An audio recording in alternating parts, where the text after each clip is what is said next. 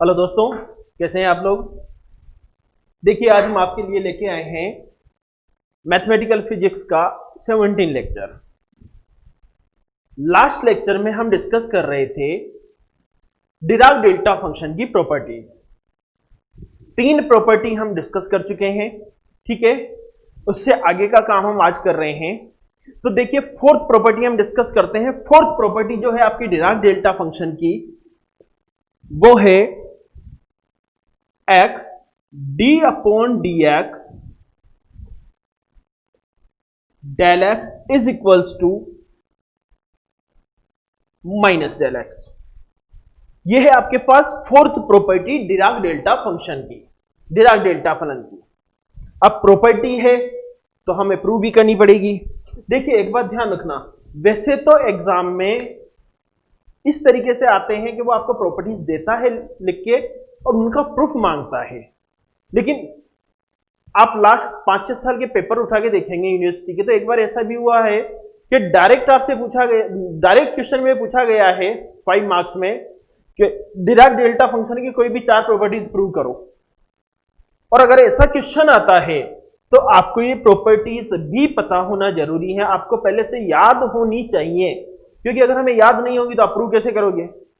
वैसे most probably वो आपको प्रॉपर्टी देगा, आपको प्रूफ करना है, लेकिन एक बार क्वेश्चन जो आया हुआ है मैं उसके अकॉर्डिंग तो कोशिश करना कि आपको प्रॉपर्टीज भी याद होंगे, ये प्रॉपर्टी होती है, फिर आपको उसका प्रूफ याद हो, ठीक है।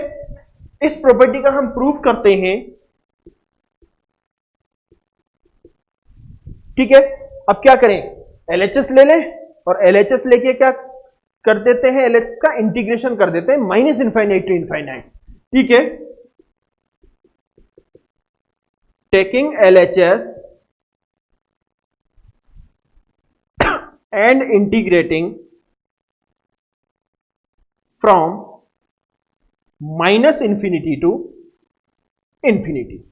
LHS लेके हम क्या कर रहे हैं, माइनस इंफिनिटी से इंफिनिटी तक इंटीग्रेशन कर रहे हैं। तो देखिए, minus infinity to infinity x d upon D x del x d x, यही है। अब देखिए, इंटीग्रेशन के अंदर 2 फंक्शन है आपके पास। फर्स्ट तो फंक्शन है आपका x और सेकेंड है d upon D x del x. तो ये तो आपका फर्स्ट फंक्शन और ये आपका second function. Integration by part लगा लें। इंटीग्रेशन बाई पार्ट क्या कहता है, फर्स्ट फंक्शन इंटू सेकेंड का इंटीग्रेशन माइनस फर्स्ट फंक्शन का डिफरेंशिएशन, सेकेंड का इंटीग्रेशन और उसका फिर इंटीग्रेशन, ऐसे ही लगाते हैं अपन, ठीक है। तो क्या मिलेगा आपको, फॉर्मूला लिख देता हूं अगर किसी को याद नहीं हो तो। Integration a b d x is equals to a integration of b d x minus D upon D x a integration b d x और इसका होल इंटीग्रेशन। ये होता है आपके इंटीग्रेशन बाई पार्ट का फॉर्मूला। प्रथम फलन द्वितीय का समाकलन माइनस प्रथम फलन का अवकलन इंटू द्वितीय फलन का समाकलन का समाकलन। हम यहां यूज करें तो देखिए क्या मिलेगा आपको, फर्स्ट फंक्शन x तो एज इट इज और सेकेंड का इंटीग्रेशन क्या मिलेगा आपको, डेल एक्स, और लिमिट कहां से कहां तक, माइनस इंफिनिटी से इंफिनिटी तक, ठीक है। Minus differentiation of first function x का डिफरेंशिएशन अवकलन कितना होगा, 1 इंटू सेकेंड का इंटीग्रेशन कितना होगा, डेल एक्स, और इस पूरे का वापस इंटीग्रेशन कहां से कहां तक, माइनस इंफिनिटी से इंफिनिटी dx, ओके।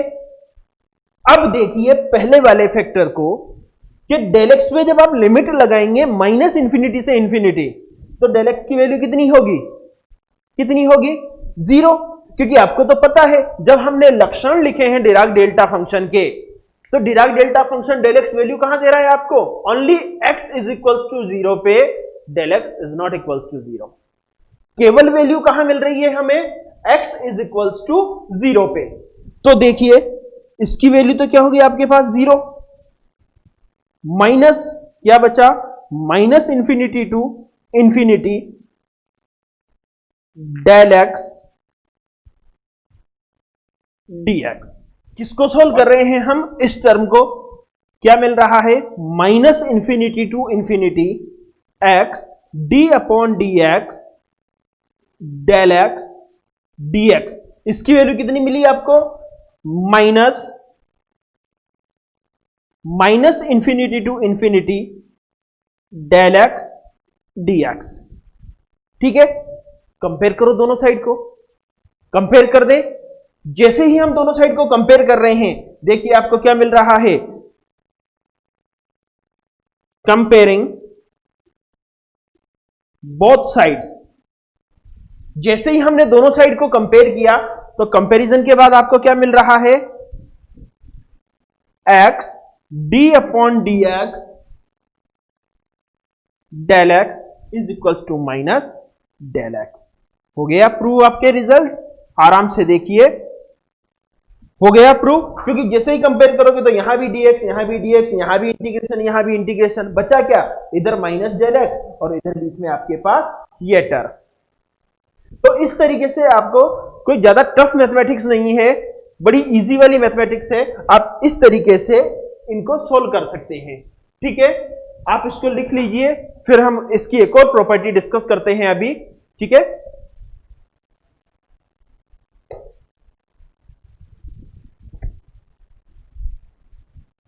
ठीक है। अब देखिए, हम डिराक डेल्टा फंक्शन की एक प्रॉपर्टी और डिस्कस कर लेते हैं, फिर इसके बाद दो प्रॉपर्टी बचेंगी जो मैं आपको नेक्स्ट लेक्चर में करवा दूंगा। बड़ी इजी सी प्रॉपर्टी है, ये भी एग्जाम में पूछी हुई है पहले।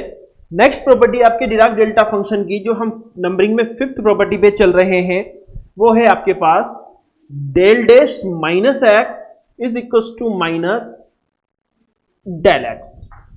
क्या है property? Del dash minus x is equal to minus del x.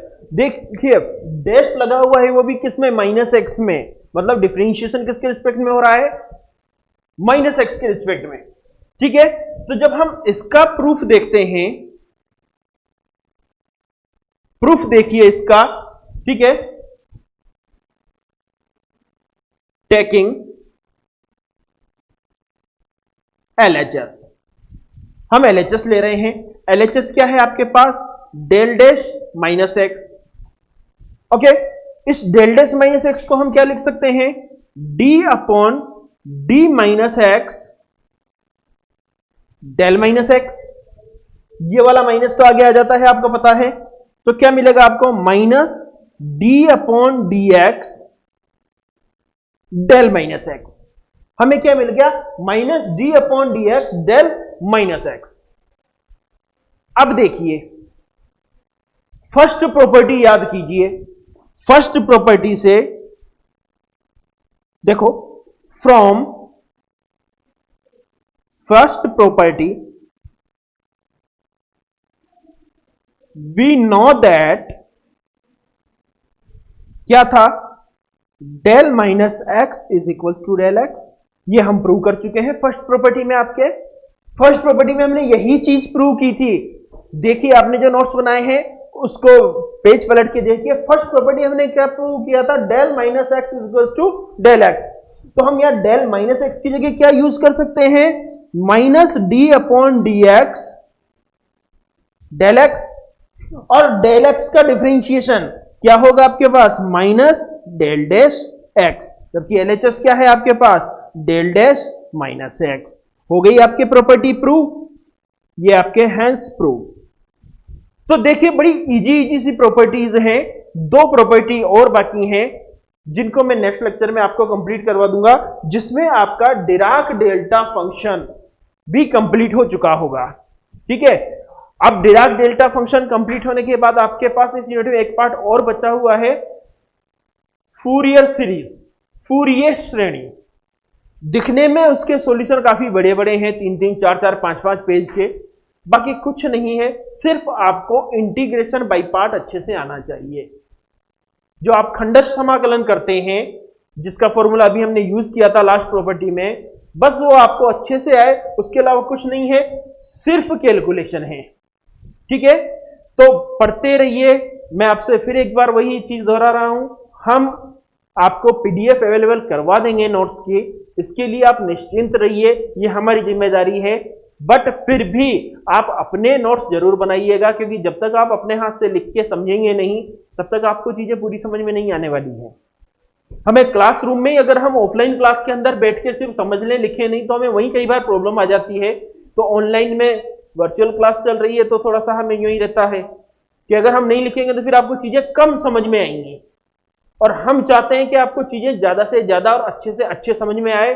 उम्मीद करते हैं जल्दी ऑफलाइन सिस्टम चलेगा, आप और हम सामने आमने सामने होके प्रॉब्लम्स डिस्कस करेंगे सारी की सारी। लेकिन जब तक नहीं चल रहा है तब तक अपना ध्यान रखिए, पढ़ाई को कंटिन्यू रखिए, थोड़े थोड़े से पढ़ाई के साथ टच में रहिए ताकि आपकी रिदम बनी रहे। ठीक है, तो बाकी की next properties Dirac delta function की जो रिमेनिंग प्रॉपर्टीज है उनको लेकर मिलते हैं हम नेक्स्ट लेक्चर में। तब तक थैंक यू सो मच।